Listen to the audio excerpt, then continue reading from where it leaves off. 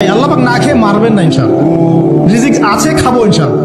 কিন্তু হয়তো বা অভাব হবে, টাকা পয়সা একটু কম হতে পারে, অন্যের 10 তলা ফ্ল্যাট হবে, আমার হবে না।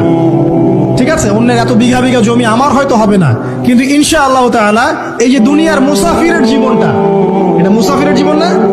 মুসাফিরের জীবনটা কেটেই যাবে ইনশাআল্লাহ। কাটবে না? যে কোনো ভাবে কেটে তো যাবেই ইনশাআল্লাহ। এই যে পরকালের জীবনটা একটা চেতনার শক্তি, জানেন? দুনিয়াতে যত বাধা বিপত্তি আসুক, গাল মন্দ খান, গীবত তহমত খান, কষ্ট হোক, নির্যাতন হোক, একটা বিষয় মনের মধ্যে শান্তি দেয়। কি শান্তি? যে এই দুনিয়ার জীবনটা তো আর চিরস্থায়ী নয়, এটা তো আর সারা জীবন থাকবে না।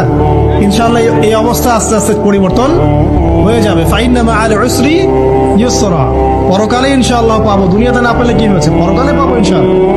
যুবক ভাই, এসব জেনা ছেড়ে দেন, আল্লাহ রাব্বুল আলামিন আপনার জন্য হুর রেখেছেন জান্নাত, ইনশাআল্লাহ পাবেন ইনশাআল্লাহ।